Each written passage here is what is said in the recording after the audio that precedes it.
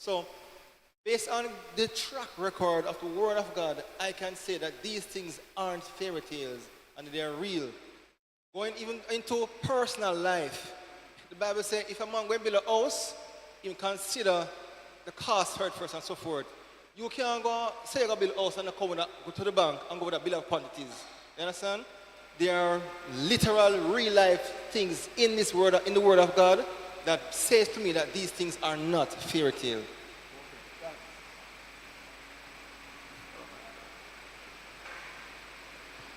Just to add to what Ella said, I think one of the greatest way that we can say that the Bible is real and these are not fairy tale outside of history. The Bible is rooted in history. The Bible is rooted in terms of real life experiences of kings and queens that are duly recorded and supported. The Bible also transforms people's lives. And I think that's one of the greatest evidence that all of us who follow this thing, and if you apply it to our life, it makes a difference. And every believer who meets Jesus is different. And when you compare Christianity with Islam and some of these other religions, and you see the difference. When you meet Jesus, you don't pray for others to die. You pray for your enemies. You know, the fruit of the Spirit is demonstrated in your life.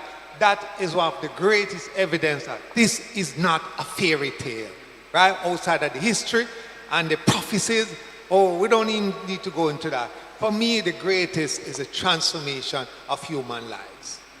Thank you very much. In fact, the work of Paul, the letters, the epistles that he wrote are very good evidence of the transformation that can take place in human life. And Paul, in fact, was bearing witness to he explained it, his own experience before he became a Christian. Yeah, he spoke about it, what he went through, what he did, the transformation he went through. And at the time that he was writing these letters, he was fully convicted and was able to guide the congregations of Colossae and Philippi as to how they should live as Christians. And indeed, it is for us today. All right, looking on at Sunday's lesson, the image of the invisible God. Now, in chapter 1, verse 15, who has a mic? Just look at chapter 1, verse 15 for me, please, quickly. The first section of chapter 1, verse 15.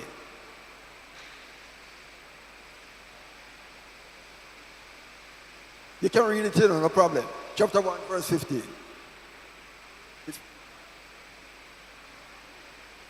Colossians chapter 1, verse 15.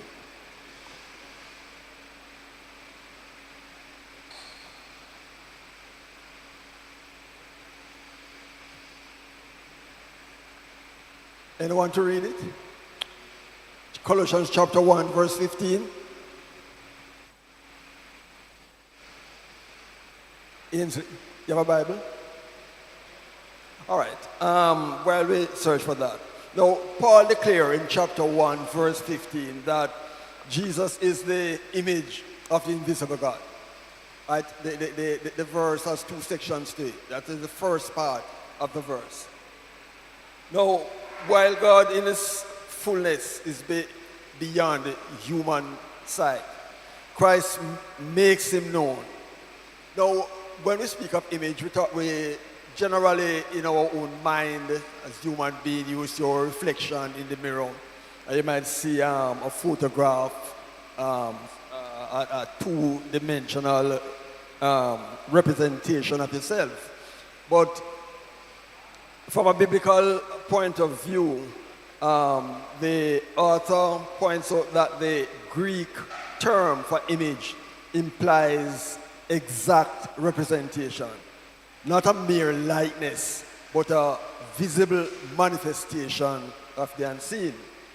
And he went on to explain that in Jesus' compassion, justice, holiness, and sacrificial love, we see the true character of God revealed. So what we're saying here is that the image of God, the image of the invisible God is made manifest through the life that Jesus Christ lived, and through his humanity, his love, his justice, his holiness, all manifest what the invisible God is. Now, the author gives us a number of texts. He says in second paragraph on Sunday, he said human beings were created to be as much like God as possible, physically, spiritually, relationally, and functionally. Still, they reflect God's image in certain aspects only, and sin has damaged even that. But Jesus enables us to see the invisible God. He who was seen, well, and he gives us a couple texts where Jesus alluded to that. First one, he said, he who has seen me, and this is Jesus speaking, he who has seen me has seen the Father. That is in John 14, verse 9. Another is that he is if you look at Hebrews chapter 1, verse 3, where it says that he is the exact imprint of God. He is God's thought made audible and God's character made visible. So when we would have been introduced to the word image in Genesis, where God made man in his own likeness and in his own image. And we know that sin intervened, and we went astray. Our action, our behavior, our thoughts were ungodly. But Jesus Christ came to restore the image of God. And he manifests that. And he was able to, that is why he was able to say to one of his disciples who asked him how he could see Jesus. I think it's in John 14, verse 9, where he said to him, how long have I been with you? And you're asking me, how can you see God? He said, if you have seen me, you have seen God. So he made it manifestly clear that what he represented was the exact imprint, the exact image of God. It wasn't just a mere reflection, and that, in fact, Jesus did not say he was God. He never said that. But he pointed us to the Father. He pointed us, he himself worshiped, prayed to the Father, and he exalted us to worship the Father. Pointing that there was a distinction between himself and the Father. Yes, yes. All right. There's a question that asks. It says, why is Jesus uniquely able to reveal the Father? Right? Based on how we are in our walk with Christ, we too can be able to reveal the Father in a particular way, right? But Jesus Christ himself, we were made in the image and likeness. But as mentioned earlier, Jesus himself is the image of God, right? Now, it says, and the Bible also says he's the only begotten of him. Monday lesson will go into what we in regards to being only begotten and firstborn. But it asks, if Jesus were anyone other than God himself, what would it mean except that the Father sent some created being to die for us? Why is that so radically and crucially different from God himself in the person of Christ dying for us?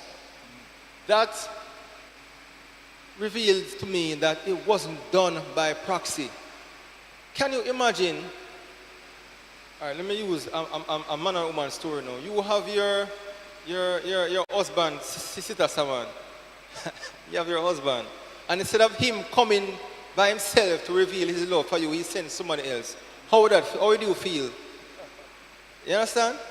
So just the mere fact of knowing that he left all the splendors of heaven, not sending somebody else, but sending himself to die for me, it says a lot to me that he didn't use some other route or someone else or some other being to die for my soul.